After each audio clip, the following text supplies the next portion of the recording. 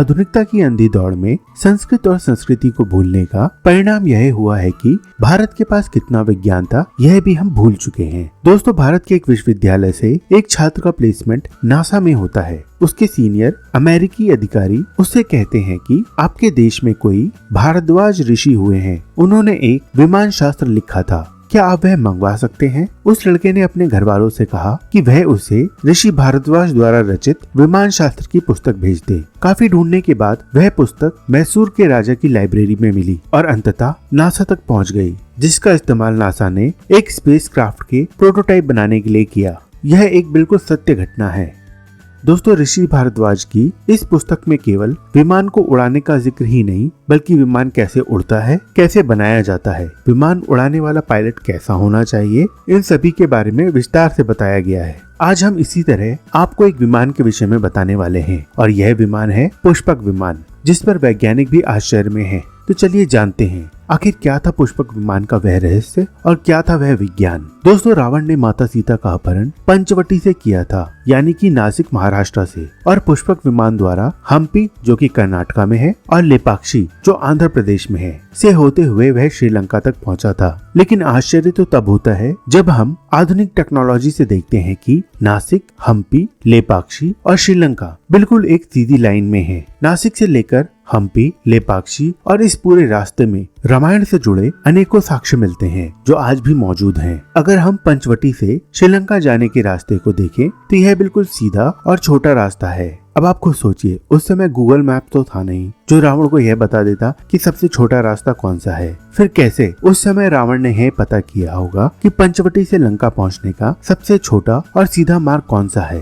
दोस्तों, पंचवटी वह जगह है जहां भगवान श्री राम, माता जानकी और भाई लक्ष्मण के साथ वनवास में रह रहे थे और यहीं पर रावण की बहन शूर्पणखा आती है और भगवान श्री राम से विवाह का प्रस्ताव रखती है और वह इसके लिए उपद्रव करने लगती है। विवश होकर लक्ष्मण जी क्रोध में आकर शूर्पणखा की नाक काट देते हैं। इसी स्थान को आज हम नासिक के नाम से जानते हैं, जो कि महाराष्ट्र में है। जब माता सीता का हरण होता है तो पुष्पक विमान से जाते हुए सीता जी नीचे देखती है कि एक पर्वत के शिखर पर कुछ वानर कौतूहल से ऊपर देख रहे हैं। तो माता सीता अपने आभूषण एक कपड़े में बांधकर नीचे फेंक देती हैं ताकि भगवान राम को उन्हें ढूंढने में सहायता प्राप्त हो सके। जिस स्थान पर सीता जी ने उन वानरों को यह आभूषण फेंके थे वह स्थान था ऋषिमुख पर्वत, जो कि आज कर्नाटका के हम्पी में स्थित है। इसके बाद गिद्धराज जटायु देखते हैं कि कोई राक्षस किसी स्त्री को बलपूर्वक अपने विमान में ले जा रहा है। जटायु ने सीता जी को छुड़ाने के लिए रावण से युद्ध किया। रावण ने तलवार से जटायु के पंख काट दिए। जब भगवान राम और लक्ष्मण माता सीता को ढूंढते हुए वहां पहुंचते हैं तो उन्हें वहां घायल जटायु मिलते हैं। भगवान राम जटायु को अपनी गोद में लिटाकर बार बार लेपाक्षी लेपाक्षी कहते हैं, जिसका अर्थ होता है उठो पक्षी,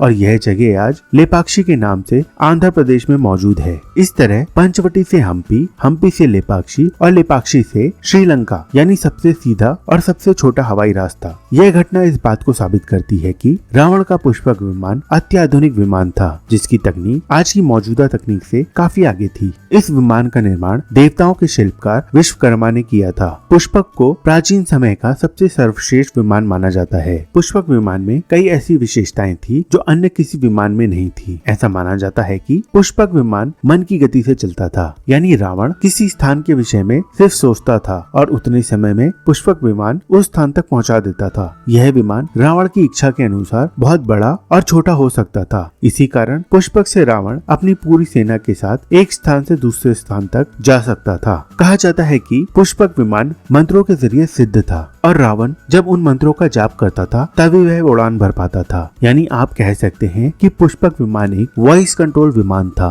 पुष्पक विमान सिर्फ एक जगह से दूसरी जगह पर ही नहीं, बल्कि एक ग्रह से दूसरे ग्रह तक की यात्रा भी करने में सक्षम था। यानी यह एक तरह का अंतरिक्ष यान भी था। कहा जाता है कि पुष्पक विमान की तरह रावण के पास कई लड़ाकू विमान थे। रावण ने अपने विमानों को रखने के लिए 4 हवाई अड्डे भी बनवाए थे, जिनका नाम हुसैनगौड़ा, गुरुलोपोथा, तोतुपोलकंदा और वरियापोला था। हाल ही में श्रीलंका सरकार ने इन हवाई अड्डों की पहचान की है। ऋग्वेद में पुष्पक विमान के साथ साथ 200 से भी अधिक विमानों के बारे में जानकारी दी गई है। इन विमानों में 3 पहिए वाले विमान, त्रिभुजाकार विमान और 3 मंजिल वाले विमानों का विशेष उल्लेख मिलता है। वहीं महर्षि भारद्वाज द्वारा रचित विमान शास्त्र में विमान बनाने की टेक्नोलॉजी का विस्तृत रूप से वर्णन किया गया है। विमान शास्त्र में 500 से भी अधिक प्रकार के विमान बनाने की विधि का उल्लेख किया गया है, जो यह दर्शाता है कि हमारी प्राचीन सभ्यता कितनी उन्नत थी। तो दोस्तों, आज के लिए बस इतना ही। अगर आपको ये वीडियो पसंद आई तो इस वीडियो को लाइक जरूर करें। हम फिर हाजिर होंगे एक और दिलचस्प वीडियो के साथ। तब तक के लिए स्टे सेफ। नमस्कार।